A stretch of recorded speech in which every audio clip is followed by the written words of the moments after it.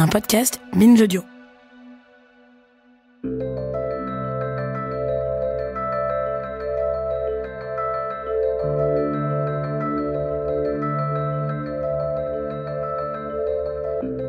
Mes très chers amis, bienvenue dans ce nouvel épisode, un épisode un peu spécial, parce qu'on va s'intéresser à l'un de nos sens, le toucher.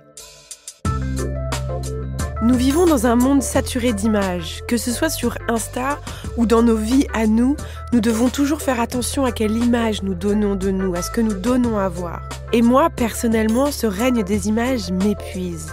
Je le trouve si réducteur, si partiel pour capter la réalité d'une situation. À moins d'être un grand artiste de la photographie, que dit une photo de vacances ? Que dit-elle de la sensation du vent sur mes joues, du sel sur mes lèvres et de la douce morsure du temps qui passe trop vite, qui me saisit devant chaque coucher de soleil ? Bon, j'arrête de me la raconter, poète. Mais vous le savez tout ça, mes chers amis. Vous le savez parce que sinon vous n'écouteriez pas de podcast. Sinon, vous ne feriez pas partie du monde des voix sans visage qui chuchotent dans vos oreilles. Alors, ce monde des images, le monde des écrans du téléphone, nous brutalise-t-il ? La pandémie a-t-elle ruiné nos liens physiques entre nous ? Savons-nous encore toucher les autres ? Sommes-nous plus seuls qu'à n'importe quelle époque ? Et comment se toucher, comment mieux se toucher avec intention et sans intruser ? Autant de questions auxquelles nous allons réfléchir aujourd'hui avec notre invité. Et nous allons essayer de faire en sorte que nos mots soient réconfortants et doux, comme des petites caresses toutes légères et délicates, sans aucune arrière-pensée ni engagement tacite. Un peu comme quand votre meilleur ami de primaire vous tenait la main à la fin de la récré pour entrer en classe.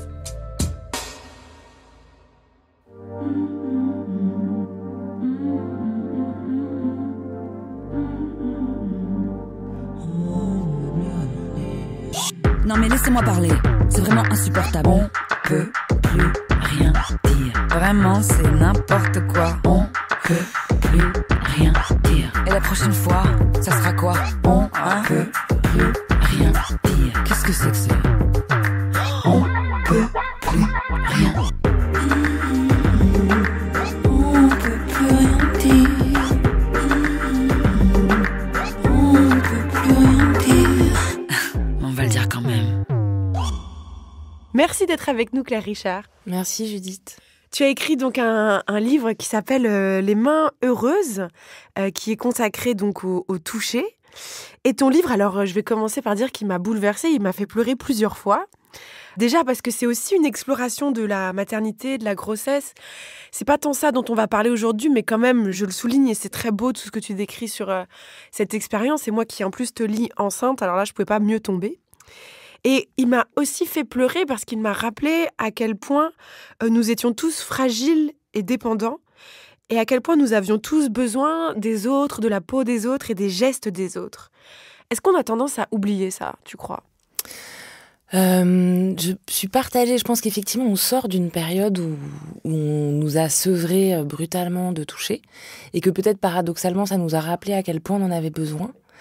Je pense à la fois qu'effectivement, comme tu le disais dans l'intro, on est dans un monde de plus en plus médié et où le rapport au toucher, le rapport au tactile est beaucoup moins fort qu'à d'autres époques. En même temps, j'ai l'impression aussi qu'il y a aussi plein de moments où on se touche sans y faire attention. En fait, et c'était aussi un peu à ces gestes-là que j'avais envie de m'intéresser, parce que c'est comme si, en fait, c'était une sorte de... Et je pense qu'on l'a bien vu avec la pandémie, en fait, plein de gestes sont revenus.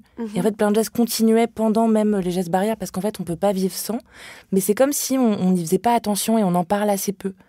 Donc, bon, voilà. En fait, de toute façon, je vais souvent dire, ah, il y a ça et ça. Non, mais t'as raison, c'est parce que c'est un peu cette question d'écoexistence qu'il y a dans le toucher. Mais donc, ouais, voilà. Parce que tu l'écris en intro, parmi les premiers chapitres de ton livre, le toucher est vital.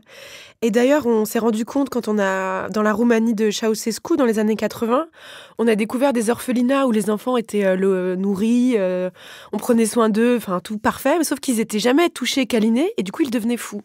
Ouais, absolument. Ça, c'est quelque chose qui a été, qui est très clair et qui est très. Il y a plein de recherches là-dessus, c'est-à-dire que quand un être humain arrive au monde, il a besoin non seulement d'être touché, vraiment très littéralement, mais d'être touché d'une façon investi. C'est-à-dire que si on a juste... Alors, il y a le côté, il faut prendre un bébé dans les bras, il faut le langer, il faut le nourrir, sinon, très concrètement, il meurt. Et par ailleurs, les prématurés aussi, souvent dans les services de néonates, en fait, ils ont découvert que des massages, ça permet aux prématurés de grandir plus vite, de reprendre littéralement des forces.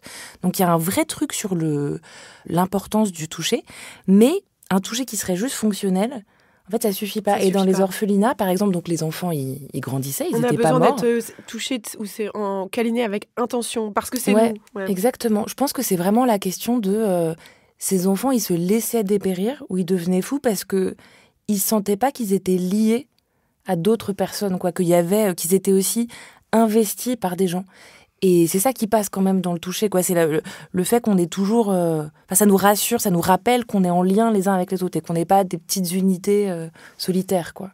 D'ailleurs, tu donnes la parole à plusieurs personnes au cours de ton livre via des témoignages que tu as récoltés. Il y en a un qui est très beau et très triste, qui est une personne qui s'appelle Charlotte, qui parle de sa grand-mère et elle écrit « Je pense qu'elle est morte du Covid, qu'elle est morte parce qu'on n'a pas pu aller la voir assez. Comme elle ne voyait plus, elle ne pouvait plus toucher sa fille, son fils, sentir le café, nous toucher. Je pense qu'elle est morte de ça. » Oui, je pense qu'il y a eu... Il y a eu à ce moment-là, notamment dans les EHPAD et les hôpitaux, quelque chose qui est vraiment profondément, littéralement inhumain. C'est-à-dire que ces gens-là sont morts sans contact. Or, et il y a d'autres témoignages dans le livre qui parlent aussi du fait qu'on accompagne les mourants en les touchant. Même des infirmières qui connaissent pas les gens, en fait, elles leur prennent la main. Enfin, il y a quelque chose où c'est profondément, profondément humain. De même que quand on arrive dans les mains de la sage-femme, ou de la personne qui aide à donner naissance. De même, on meurt pas entièrement seul. Et donc, cette espèce de truc d'une brutalité totale, quoi. C'est vraiment l'espèce d'existence nue de mourir sans être touché par ses proches, sans avoir été accompagné. Mais ça, c'est un truc que j'ai pas mal entendu. Et pareil, je me souviens qu'il y avait... Ça, je sais plus s'il y avait ça aussi, mais je sais pas si on pouvait aller voir les corps dans les morgues. Non, je crois qu'au premier confinement, on pouvait pas. Ouais, c'est ça, on pouvait pas. Vous êtes les enterrements sur Zoom. Ça, c'est vraiment... Ouais, c'est terrible. Inhumain, comme et c'est vraiment inhumain. Et je pense que toucher un mort, c'est aussi vraiment important. Je pense un mort qu'on connaît, un mort qui a été proche, dans la façon de... Je pense à la fois de s'approprier la réalité de la mort, et en même temps, parce que je pense à une expérience que j'avais eue, quand mon père est mort, ce qui était il y a assez longtemps, j'étais allée à la morgue, et du coup, je pouvais le toucher, puisqu'il était préparé, et tout ça.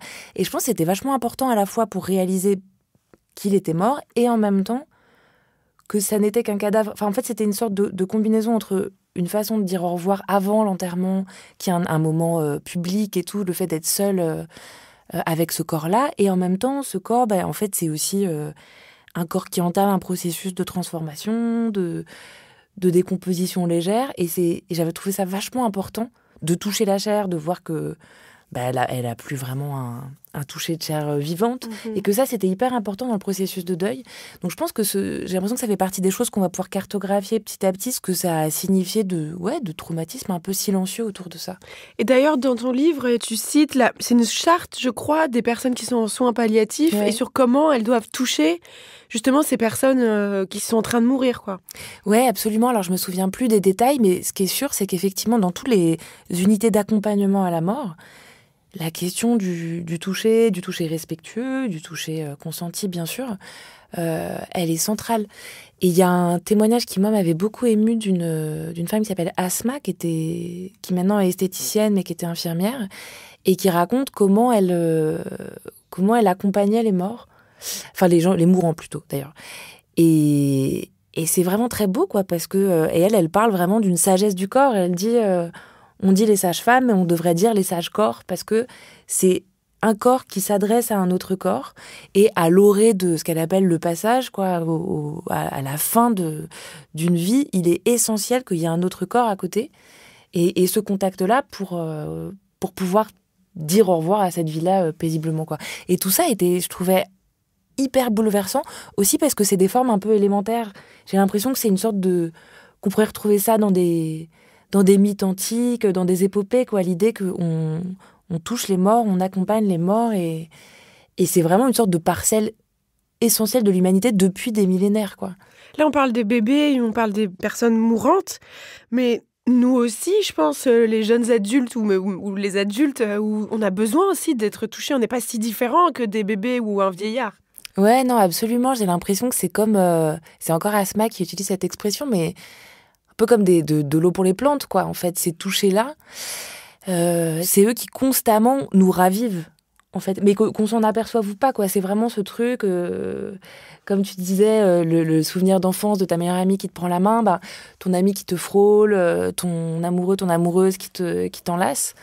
Mais même juste ces petits frôlements, quoi. Pourtant, ce que tu racontes, c'est que quand tu dis que tu travailles sur le toucher, on te renvoie que c'est considéré comme un sujet mièvre ou mineur. Ah ouais, mais complètement. En fait, moi aussi, je pense que mon premier sentiment était qu'il y avait quelque chose d'un peu doucereux, en fait. Pas très intéressant.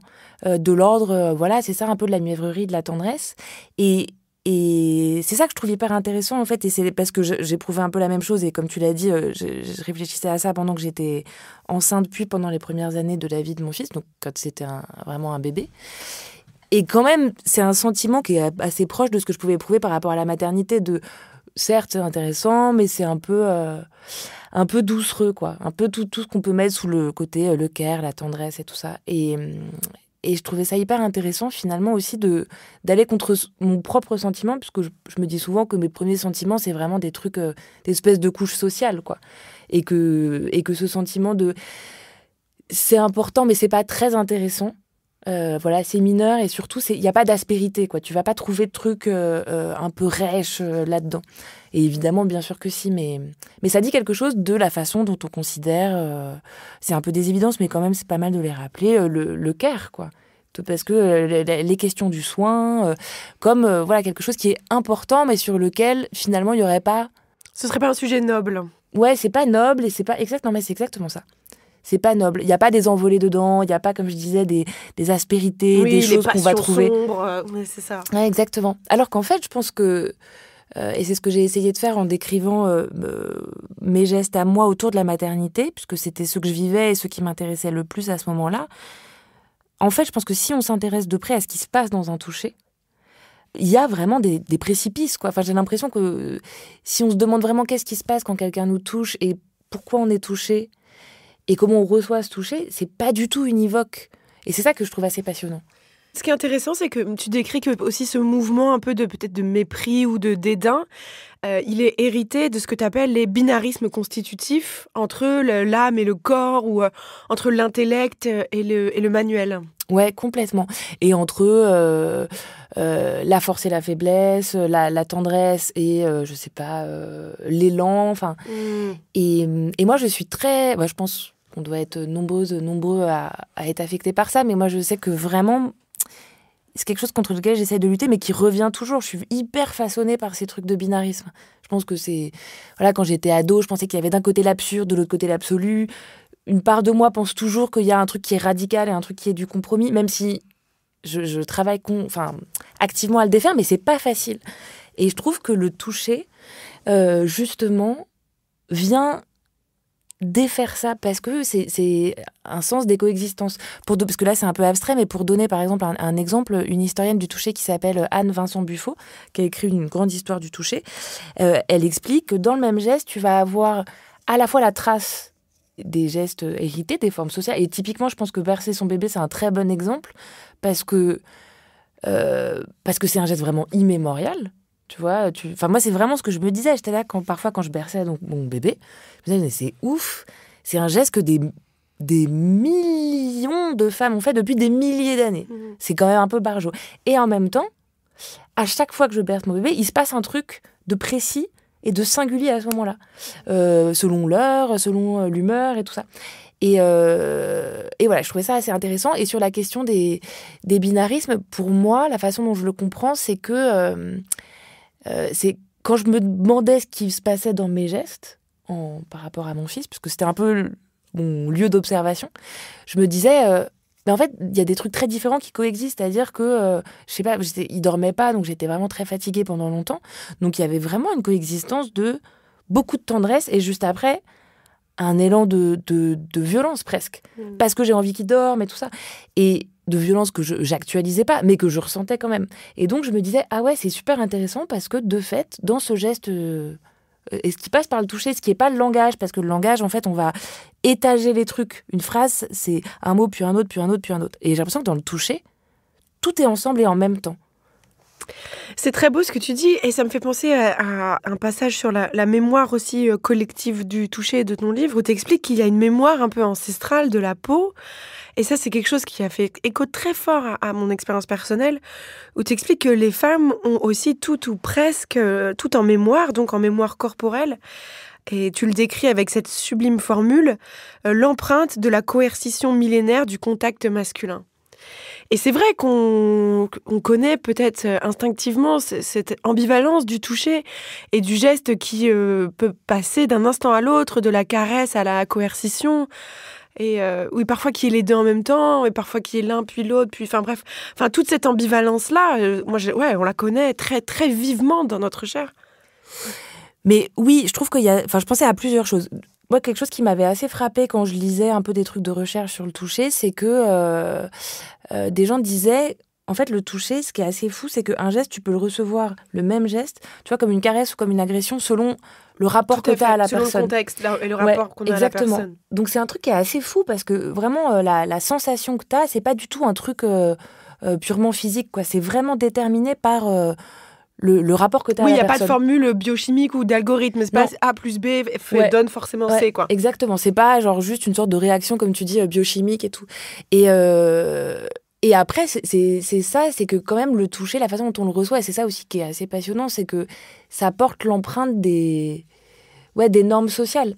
Et je me disais aussi en écrivant, mais un peu à la fin, donc ça apparaît pas trop dans le livre, mais je me disais, ah oui, en fait, on est aussi, ce qu'on appelle le mouvement MeToo, c'est aussi une sorte de redéfinition hyper profonde des gestes et de ce qui est acceptable. Et donc, non, en fait, un contact non voulu, même sur une épaule, même sans parler des fesses ou des parties sexuelles et tout, mais même une épaule, une hanche, le dos, en fait, maintenant, c'est plus acceptable. Mais il y a 10 ou 20 ans, c'était même pas noté comme quelque chose de transgressif. Ça faisait juste partie des coordonnées merdiques c'est ça. de la vie en société patriarcale, quoi. Ça m'avait quand même vachement frappée. J'ai lu un livre, et donc je le raconte dans le livre, d'une autrice américaine qui s'appelle Melissa Febos, dont j'ai découvert le travail assez récemment et c'est magnifique ce qu'elle écrit. Donc elle a travaillé comme domina quand elle avait la vingtaine, et puis depuis elle écrit beaucoup sur le rapport au corps et le féminisme et tout ça, et elle écrit magnifiquement. Et elle raconte dans un de ses livres, je crois que ça s'appelle Girlhood, je crois que c'est celui-là parce que je l'ai lu en anglais. Et il est traduit il s'appelle Être fille, je crois que c'est chez Bellefond. Bref, et donc elle parle un peu de cette question de être une fille puis une femme et dans un corps. Et à la fin, elle raconte une expérience qui m'avait vachement marquée, justement sur cette question de comment on intériorise la contrainte. Et comment tu crois que tu l'as déconstruit dans ta tête, mais en vrai, ton corps, il garde ces réflexes-là. Et donc, elle raconte qu'elle va dans un truc à New York, dans un appartement, un loft, à ce qui s'appelle une cuddle party. Donc, c'est l'idée que tu vas voir des inconnus et l'idée, c'est de se prendre dans les bras. Et ça dit quelque chose aussi d'une forme de privation de contact dans notre société, quand même. De quelque chose qui s'est dénaturalisé autour du toucher. Même si, et on pourra peut-être en reparler, mais je ne sais pas s'il faut idéaliser le règne tactile précédent, parce que tous ces touchés non voulus étaient quand même, je pense, beaucoup plus présent. Mais bref, donc elle y va. Et évidemment, c'est un endroit dans lequel la réflexion sur le consentement, elle est hyper forte, hyper présente. Ça commence par justement un petit discours sur le consentement, même des petits exercices où les personnes doivent s'entraîner à dire à la personne à côté d'eux, non, je ne veux pas que tu me prennes dans les bras, machin. Bon, la fête, vraiment l'activité commence, et le mec qui est à côté d'elle lui demande si il peut la prendre dans ses bras, donc à l'autrice Melissa Febos, et elle raconte qu'elle sent qu'elle veut pas, mais que en fait c'est plus fort qu'elle, et elle a une belle expression. Elle dit c'est comme si le oui venait en empruntant des routes, en fait, si emprunté tellement de fois qu'il est sorti alors même, avant même que je puisse dire non. Et c'est une espèce, et elle le traduit comme une forme d'habitude de son corps, d'orientation prise par son corps, de disposition à accepter le désir corporel des hommes. Et c'est hyper fort, et parce que elle dit, alors même qu'elle est à un stade de sa vie où elle a déconstruit plein de choses, elle est en couple avec une femme depuis longtemps, enfin, elle est plus du tout dans le même rapport qu'elle décrit au début du livre, adolescente justement, hyper orientée vers le désir des garçons. Et en même temps, elle constate 30 ans plus tard... C'est terrible, elle est presque rattrapée par ses chaînes, quoi. Complètement. Et que moi, c'est quand même un truc aussi qui, je trouve, nous montre le toucher. Et c'est là toutes ces ambivalences, c'est que ça déjoue un peu tes idéaux de maîtrise, quoi. En tout cas, moi, c'est un truc que je me dis régulièrement, c'est que mon esprit grâce à tout ce que tu lis, entends, etc., tu vois, a déconstruit plein de trucs, mais que, en tout cas, dans mon corps, je constate les zones de lenteur, tu vois, par rapport à ça. De façon, effectivement, d'acquiescer à certains contacts ou pas, ou de façon de savoir faire des choses. Bon, l'exemple le plus basique, c'est le bricolage, mais bah voilà, moi, je sais vraiment toujours pas me servir d'une perceuse. Enfin, je vois bien aussi que j'ai pas le même rapport à plein de matériaux que mon compagnon, puisque je vis avec un homme. Et c'est un truc que je constate quand même encore souvent. Bon, après... Je suis pas du tout... Je pense qu'il y a plein de femmes qui sont pas à ces endroits-là. Mais je me dis que si moi, je le suis, d'autres aussi, quoi. C'est ce que je trouve tragique, moi, dans notre époque, et je pense une des raisons pour lesquelles on peut parfois se sentir si seul dans ce monde, c'est que le toucher, une fois qu'on est adulte, est quasiment automatiquement associé à une forme d'érotisme ou de sexualité. Alors, à moins qu'on soit en couple depuis longtemps, où je crois qu'on a le droit à une certaine tendresse, mais moi, par exemple, une des choses qui m'a fait souffrir beaucoup dans ma vie de célibataire, c'est que dès que je prenais quelqu'un dans les bras, c'était comme une invitation à bien plus. Et qu'il a fallu construire, trouver, chercher les espaces où c'était possible d'avoir accès à de la tendresse, à des câlins qui soient pas que des invitations et qui ne veuillent pas dire je veux un rapport sexuel stéréotypé, pénétratif où je vais pas jouir, quoi. Enfin bref, le coup d'un soir, quoi. Et ça, je pense que c'est vraiment une des tragédies de notre époque. Parce que dès qu'on n'est plus en couple ou dès qu'on n'est plus un enfant, eh bien, c'est comme si on n'avait plus le droit à un toucher non érotique. Et d'ailleurs, tu le décris dans ton livre, il y a un témoignage qui m'a vraiment, vraiment fait écho. C'est Florine qui raconte qu'elle se met au yoga et qu'au début, elle fantasme sur tous les profs parce qu'elle n'est pas habituée à ce qu'on manipule son corps hors contexte sexuel. Ouais, mais complètement. Et ça, moi, c'est un truc que je ressens vachement. C'est-à-dire que je suis pas particulièrement, par ailleurs, tactile. Et donc, moi, je le sens vachement, ce truc. Enfin, ouais, comme tu dis, on a une culture qui a complètement érotisé le toucher. On n'a pas beaucoup de modalités hors contexte sexuel. Et surtout, j'ai l'impression qu'on manque de script. Oui, ou alors c'est hyper gênant. Voilà, c'est ça. Ouais, en fait, parce que, par exemple, moi, je sais que vraiment souvent, je me dis, et j'avais un passage, mais je crois que je sais plus s'il est dans le livre à la fin, mais j'ai du mal, par exemple, quand une amie pleure, je la prends dans mes bras, mais je suis un peu mal à l'aise parce que je sais pas, en fait, tu vois, à quel moment le contact, est-ce que ça devient gênant? Est-ce que c'est trop long pour elle? Est-ce que ça va la faire encore plus pleurer si je la prends dans mes bras? Parce que, tu vois, et c'est vraiment des trucs à chaque fois où je me dis, on manque d'un savoir-faire, tu vois, on manque de script, on manque de forme imaginaire de ces contacts-là. Parce que, comme tu dis, les contacts érotiques, pour le coup, on est saturé de représentations de la gradation des contacts érotiques, la main, nani, nanana. Mais les contacts amicaux, les contacts de tendresse, on n'a pas du tout de langage. Et je suis d'accord, du coup, je pense que ça nous en prive beaucoup, ou en tout cas on s'en prive, parce que je sais pas qui serait ça, mais plutôt on s'en prive, parce que c'est vraiment un territoire non cartographié, tu sais pas, tu te dis peut-être je vais faire un impair. Ouais, ben c'est, alors du coup une des solutions, parce que je raconte dans le livre à un moment que une amie très chère l'année dernière, il y a 2 ans, a eu un cancer du sein, mais maintenant elle est en rémission, donc tout va bien. Mais c'était une vraie question du coup parce qu'elle était hyper... c'était vraiment terrible au tout début, et elle était en même temps hyper gardée, parce que je pense qu'elle avait vraiment besoin aussi de se tenir en elle-même pour pas s'effondrer. C'était avant les chimios et tout, donc il fallait... Et en même temps, moi, j'avais envie de la prendre dans mes bras, et je savais pas du tout justement comment faire, est-ce que ce serait trop ou quoi. Et comme il y avait cette situation vraiment grave et particulière du cancer, je crois que j'avais fini par lui demander, je lui disais, mais qu'est-ce que tu veux, toi? Si j'ai envie de te prendre dans mes bras, je sais pas, est-ce que je vais te faire pleurer? Et elle m'avait dit, bah non, mais effectivement, en fait, il faut demander. Je m'étais dit, peut-être que c'est ça qu'il faut faire. apprendre à demander est-ce que tu veux, comme on le fait dans d'autres contextes en fait, comme on apprend progressivement à le faire dans les contextes érotiques, peut-être qu'aussi il faut plus facilement apprendre à mettre des mots sur ces gestes pour qu'on puisse vraiment les faire en fait. La question que j'allais te poser, c'est est-ce que depuis que tu as écrit ce livre, tu touches les autres différemment ? J'ai l'impression que je fais plus attention, mais que mes structures tactiles, quelque part, tu vois, la façon dont je touche, elle n'a pas beaucoup changé. Par contre, mon attention à certains gestes, peut-être plus. Mais je crois que c'est très profondément ancré, en fait, dans ma façon d'être. Mmh. J'aimerais être plus tactile. Vraiment, je crois que j'aimerais beaucoup être plus tactile, mais que... Au fond, c'est un peu central à mon rapport aux autres. Tu vois, j'admire vachement les gens qui peuvent prendre facilement, qui peuvent toucher facilement les corps des autres et être à la bonne justesse, tu vois. Mais moi, je crois que j'ai pas ça. Et du coup, mais après, tu vois, si c'était aussi fluide et naturel, est-ce que je me serais posé autant de questions dessus ? Est-ce que je l'aurais observé autant ? Peut-être pas. Mais ça, je pense que ça va pas trop changer. Après, Asma, qui est l'une des femmes que j'interviewe dans le livre, parce que je lui disais, ah là là, mais justement, ce truc, moi, je sais pas, machin. Et elle me disait, ouais, mais en fait, il y a plein d'autres façons de toucher.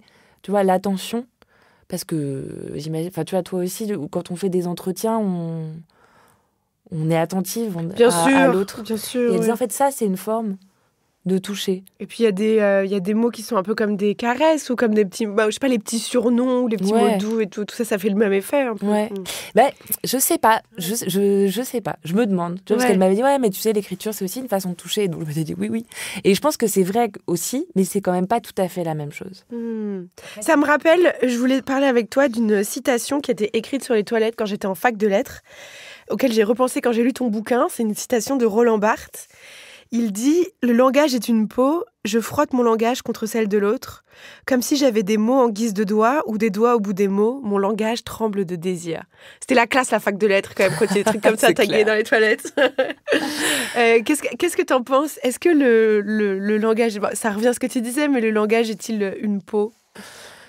C'est un peu une sorte d'espace de sensation.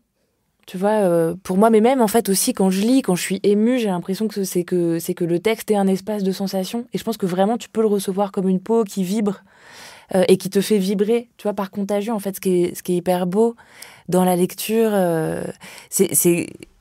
mais bon, pas que les arts verbaux et tout, mais parce que t'es contaminé par la lecture, t'es affecté en fait. Et donc t'es ému. Et ça, c'est comme pour le coup, le toucher, c'est aussi ce vecteur tu vois, d'émotion et de trucs qui passent, quoi, cet espace de contamination. Et est-ce que le toucher est un langage ? C'est un peu le langage d'avant les mots, c'est ce que tu dis écrit aussi dans ton livre, avec le bébé. Ouais, et en même temps, j'ai l'impression que pour beaucoup de sensations qui passent par le toucher, on manque un peu de mots. Et moi, ce que je me dis, même si le jeu du livre, en ce qui concernait les gestes que je décris, c'était justement d'y prêter beaucoup d'attention, et puis en général je les écrivais peu de temps après pour m'en souvenir et tout, mais que quand même les choses elles coexistent, elles existent au même moment, et je suis pas sûre qu'on ait vraiment les mots pour ces affects un peu complexes, tu vois, parce qu'en fait j'ai l'impression qu'en mots t'es un peu obligé de mettre en séquence, de dire il y a ça et ça et ça, alors que en réalité j'ai l'impression que ces choses elles coexistent, ou alors elles se succèdent tellement vite, mais plus vite que le langage, tu vois, donc je suis pas sûre. C'est très beau, en tout cas, toute cette réflexion autour du toucher. Je suis contrainte de nous interrompre quelques petites secondes. On se retrouve tout de suite.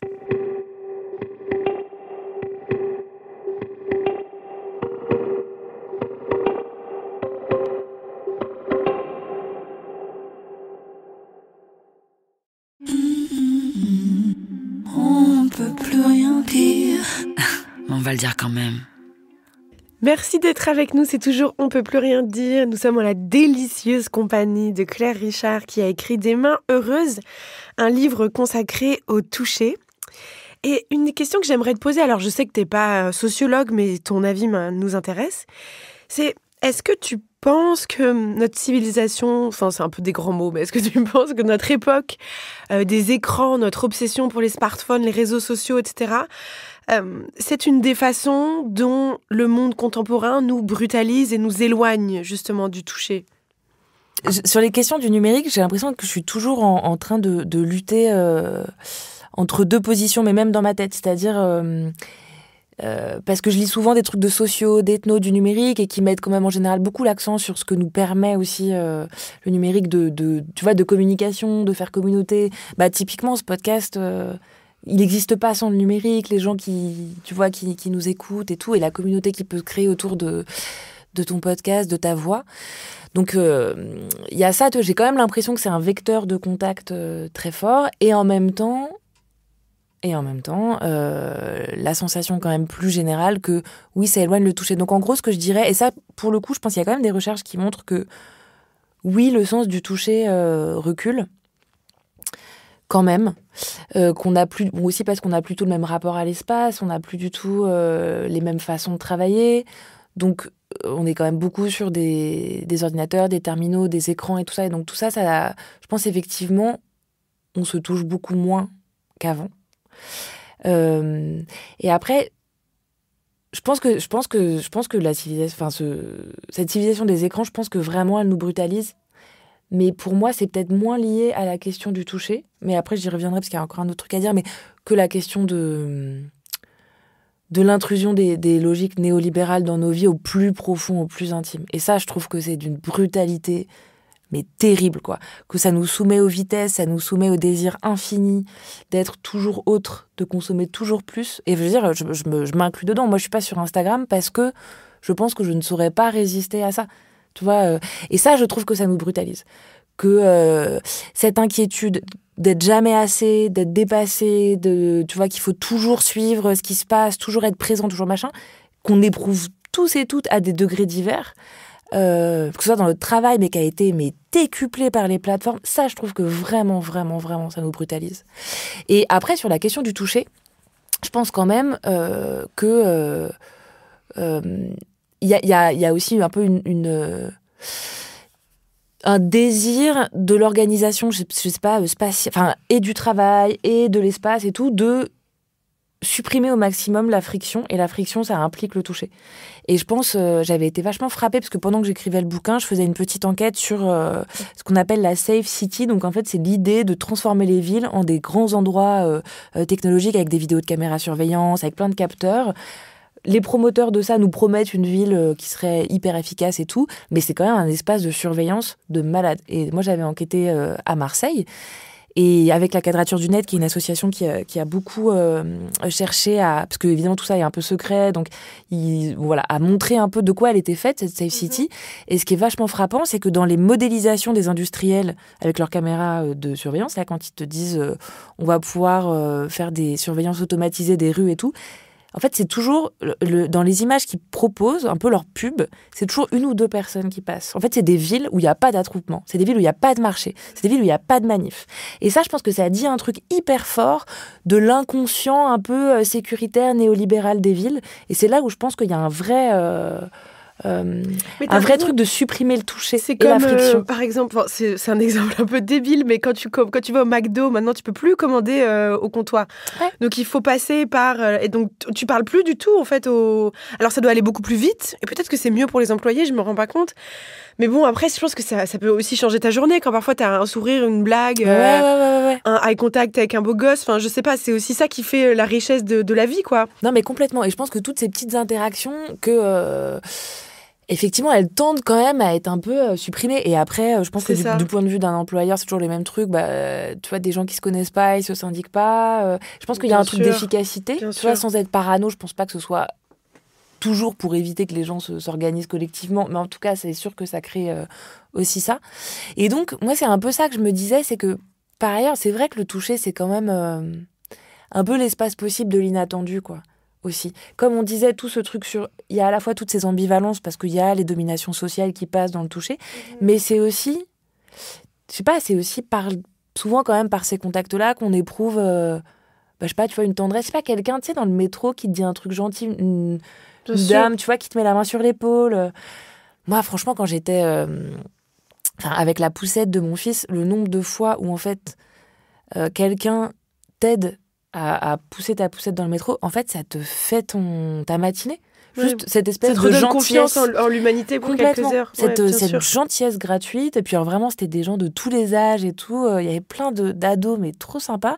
Et à chaque fois, je disais à mon fils qui est bien trop petit pour s'en souvenir, toi, tu seras comme lui. Et, et effectivement, je pense qu'il y a une tentation de la ville néolibérale de supprimer les espaces pour ça.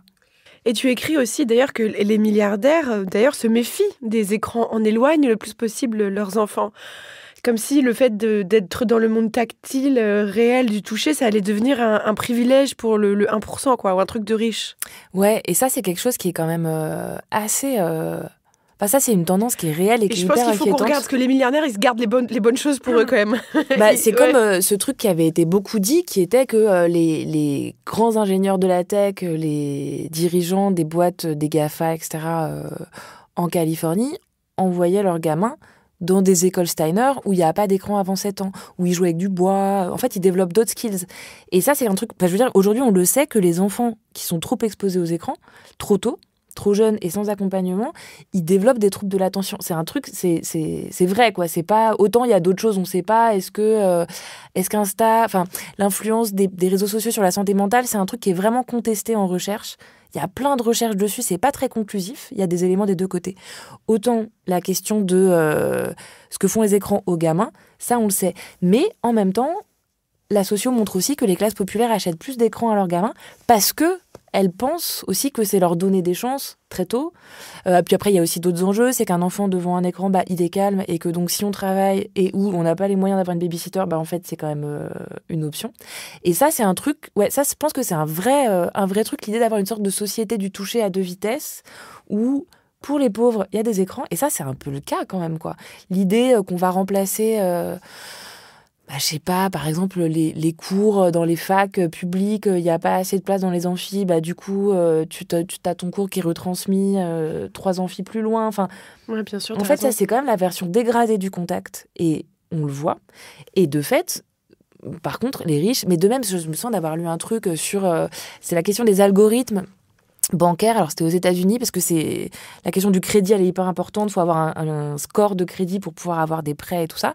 Et elles sont déterminées par des algorithmes pour les pauvres. En fait, les riches, ils ont accès à un conseiller bancaire ou à un conseiller de patrimoine, mais pas des machines.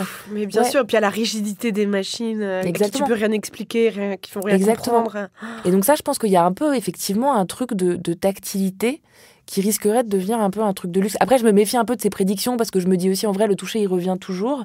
Mais quand même ces grandes tendances de les écrans, ça reste une présence dégradée, malgré tout. Et je pense qu'à plein de moments, c'est hyper utile et je suis pas du tout anti-écran en soi, mais il y a quand même plein de moments où en vrai, ça ne remplace pas la présence. Je veux dire, les infirmières, l'idée que dans les EHPAD, tu sais, on va mettre des tablettes... parce que c'est mieux que rien. C'est vrai que c'est mieux que rien. Mais en fait, ce qui serait bien, c'est que les salaires soient revalorisés et que en fait, il y ait des gens parce que ça remplace pas, quoi. Bien sûr, bien sûr. Tu donnes aussi un exemple, on l'a beaucoup cité, mais c'est vrai qu'elle est très percutante, de Asma dans ton livre, qui donne aussi l'exemple du soin, du hammam, de ces lieux où justement il y a de la nudité, mais il y a beaucoup de contacts, de toucher. Du coup, on est aussi mis en relation avec ce que c'est la réalité d'un corps, du corps des autres, à tous les âges de la vie. Et c'est très très beau ce qu'elle décrit de ces endroits-là. Et c'est vrai que c'est des endroits qui sont très réconfortants. Ça peut faire partie des espaces où on peut développer une politique du toucher, peut-être hors érotisme, hors luxe. Ouais, tout à fait. Effectivement, elle décrit... c'est vrai que je me l'étais pas dit aussi clairement, mais t'as raison. En fait, c'est vrai que... En fait, donc elle est née en Tunisie, elle raconte le hammam traditionnel où elle dit c'est pas comme le hammam d'ici où t'as plutôt des femmes adultes et tout, c'est vraiment, il y a la gamine, la mère, la grand-mère, l'arrière-grand-mère. Et elle dit du coup, moi j'ai jamais eu peur de vieillir parce que j'ai toujours vu en fait, la réalité des corps à plein d'états de la vie. C'est ça, et c'était pas un truc honteux qu'il fallait cacher. Ouais. Et effectivement, du coup, elle dit, moi, je frottais le dos de ma grand-mère avec du savon noir. Dit comme ça, aujourd'hui, dans cette culture à Paris, ça peut sembler bizarre, mais c'était d'une hyper naturelle. Et effectivement, je pense que cette espèce de... Parce que pour moi, vraiment, Asma, il y a un truc de magicienne du toucher, et puis elle a une façon d'en parler qui est merveilleuse, quoi. Enfin, vraiment, tu pourrais l'écouter des heures et des heures et des heures et des heures. Et qu'effectivement, probablement, ça s'est un peu forgé dans cette culture-là où tu as raison. Je pense que ça pourrait être des endroits où apprendre des rapports désérotisés au toucher. J'ai l'impression, de ce que j'ai vu ou de ce qu'elle a décrit, c'est que c'est l'expérience absolument inverse de la plage, où personne se touche, mais où tout le monde s'évalue. C'est hyper juste. Ouais, absolument. Ouais, absolument. Il y a zéro tendresse sur une plage. Enfin, tu le sens, quoi. Ouais, et puis c'est vraiment l'exposition pour le regard des autres. Puis là, alors que puis plus le hammam, là, pour le coup, il y a vraiment l'idée du soin. C'est ça. En fait, tu viens pour le soin, tu viens de façon rituelle, et t'es vraiment pas là, effectivement, pour montrer ton corps ou le comparer, quoi. C'est vraiment le corps dans son existence matérielle la plus quotidienne, quoi. Avec les veines, les varices, les poils, oui, tout, c'est ça. quoi. Et puis t'es là pour comment tu le ressens toi, pour que tu te sentes mieux, pas juste pour être un objet convoité ou autre. Ouais. Tu plaides dans un de tes chapitres pour un toucher comme un regard. Tu cites Hélène Cixous qui écrit « Pour qu'une vie maintienne une autre vie, il faut que la main ait un toucher juste, ni désengagé, ni possessif. Et que l'auteur se laisse traverser par l'autre sans essayer de le saisir, l'attraper ou l'étouffer. » C'est magnifique. Ouais, c'est très très beau. Je pensais à ça, j'avais trouvé cette citation parce que je traduisais un texte dans lequel elle figurait et ça avait vachement résonné pour moi sur la question de la maternité, entre autres, même si je pense qu'on pourrait l'élargir à d'autres aspects, parce que justement, je me disais, par rapport à mon fils, à toutes ces questions qui se passaient, en fait, de désir. À la fois, on a envie d'en faire un être autonome et de pas l'étouffer. Et en même temps, parfois, il y a une espèce de surgissement d'envie de le prendre dans les bras. Et puis en même temps, il se dégage. En fait, c'est ça aussi que je trouvais super intéressant. C'est par rapport aux idées un peu clichés ou calcifiées que, en tout cas, moi, je pouvais avoir autour de la maternité, mais qui sont sociales, quoi. L'idée, justement, de la mère étouffante et tout, ou de ce lien fusionnel, je me disais, en fait, l'enfant, il s'en dégage. Vraiment, quand il a plus envie, et vraiment, ça m'arrive encore, je sais pas, ce matin. Clair, il s'embarrasse pas de... Ah bah non, il a pas envie que tu lui fasses un bisou, il se casse, quoi. Ouais, voilà. Et donc, t'es là, genre, ok. Et effectivement, je pensais à cette question qui me semble un peu une sorte d'idéal de sagesse à atteindre. C'est un peu l'idée aussi d'aimer les gens. Ouais, exactement comme ils sont, sans rien. Exactement. Peut-être pas sans attendre en retour, mais en tout cas d'avoir quelque chose où t'es pas dans la prédation, quoi. T'es pas dans la préemption. Et j'ai l'impression que ce serait une sorte de rapport à la vie merveilleux, où si tu pouvais avoir un rapport aux choses où tu vois, tu serais pas dans un désir d'avoir et de garder. Mais je ne sais pas si c'est possible. En tout cas, j'en suis pas du tout à ce stade-là, tu vois. Et je sais pas si c'est désirable d'être dans ce rapport-là à tout. Mais je trouvais que la formule était très belle et que j'ai l'impression quand même qu'elle peut constituer une sorte d'horizon désirable, en sachant que... En tout cas, moi, je me dis souvent ça un peu, tu vois, de certaines choses comme ça, c'est que c'est un horizon désirable, mais que je sais que j'y accède pas tout le temps et que c'est bien aussi de pas y être tout le temps. Parce que je pense que la condition humaine, c'est aussi quand même beaucoup de désirer. Et bon, voilà, j'imagine difficilement être entièrement, à moins d'être une sorte de sage bouddhiste. Oui, on n'est pas des Dalai Lama non plus. Voilà, quoi. c'est ça. Et c'est beau aussi ce désir, quoi. Mais... un de tes chapitres s'appelle « Les mains manquantes ». Qu'est-ce que ça veut dire, les mains manquantes ? Et les mains manquantes, pour moi, c'est un peu... parce que je me posais la question des sortes d'où nous viennent nos dispositions gestuelles, tu vois, de comment on touche. Et pour moi, les mains manquantes, c'est un peu les gestes où tu te dis, ça m'a manqué, ou ça me manque, ou j'aimerais pouvoir faire ça. J'aimerais toucher comme ça, mais je peux pas. Et pourquoi je peux pas ? Peut-être parce que, en tout cas, dans mon souvenir... Il n'y a pas ces gestes-là. Et après, ça fait aussi référence à un texte qu'on m'a envoyé, parce que du coup, il y a beaucoup de témoignages d'autres gens, soit que j'ai recueillis, soit qu'on m'a envoyé sous forme de texte, d'un homme qui s'appelle Bertrand, qui est non-voyant. Et il raconte qu'il perd sa mère, en fait, assez jeune, quand il a 7 ans, et qui se souvient encore, enfin que son dernier souvenir, c'est vraiment la main de sa mère il était déjà, je pense, non-voyant, et donc du geste qu'il a de toucher la main de sa mère et son sac à main. Et il dit aussi à quel point, en fait, cette main-là, elle quelque part, elle le hante un peu comme cette main manquante. Et ça, je trouvais ça hyper beau, cette idée que t'es aussi traversé, ou même, je sais pas, un peu agi par les gestes qui t'ont manqué, mais tu sais pas nécessairement lesquels c'est. Tu sais pas forcément de quel geste t'as manqué. Tu vois, tu peux sentir un manque, mais sans... Et ça, c'est aussi connexe à quelque chose d'autre, et que je me disais beaucoup, et que je me dis encore maintenant, c'est que là, par exemple, tu vois, tous ces gestes de la maternité que j'ai observés et qui font l'espèce de trame personnelle de ce livre, ils sont essentiels à la survie d'un enfant, mais lui, il s'en souviendra pas. Tu vois, en fait, c'est ça qui est assez fou. Mais je me pose la question, parce qu'on s'en souvient pas directement, mais je pense que parfois, quand on est envahi du sentiment de bien-être, quand quelqu'un nous prend dans ses bras, etc., on a une mémoire un peu inconsciente de quand on était un bébé et qu'on était comme ça contre la peau de sa mère ou de son père ou d'un adulte qu'on aimait. Je pense qu'on s'en souvient. Oui, c'est vrai, t'as raison, en fait. Oui, peut-être. Comme un écho. Ouais, c'est ça, comme un écho. Mais c'est vrai qu'il y a un truc assez vertigineux à se dire... Bon, et puis je pense que ça m'apparaissait d'autant plus que j'y faisais particulièrement attention parce que j'étais en train d'écrire le livre, mais que tous ces gestes-là, quand même, il en restera... mais comme tu dis, de façon émergée. Très peu. Tu vois, alors que c'est sa fondation, c'est notre fondation, en fait, tous ces gestes qui ont été faits autour de nous quand on était tout petit, et en même temps, on n'y a plus du tout accès, quoi. Est-ce que tu crois qu'on peut rattraper le toucher perdu ? Moi, je pense, mais j'ai l'impression qu'il faut pour ça aller voir un peu tu vois, les artistes ou les magiciens du toucher, quoi. Moi, j'avais fait quelques séances de shiatsu, du coup, un peu comme ça, pour le livre. Et j'ai eu des sensations hyper fortes pendant certains massages justement, de ces sensations de certains gestes m'ont manqué ou et comme si, tu vois, j'ai l'impression que si je voulais vraiment réparer, il faudrait que je passe du temps. Enfin, que je fasse pas mal de séances. Mais j'avais l'impression qu'elle réparait ça. Et on en discutait un peu après. Et elle me disait, je sens que vous avez un besoin de toucher maternel et c'est ça que je donne. Et en même temps, tu vois, c'était pas des gestes explicitement maternels, genre elle me caressait pas la tête, tu vois, mais il y avait quelque chose de cet ordre-là. Et donc je me suis dit, oui, je pense qu'on peut les rattraper, carrément. Mais que comme tout travail un peu de réparation, à mon avis, ça se fait sur le temps long. Mais je pense qu'il doit y avoir plein d'autres façons.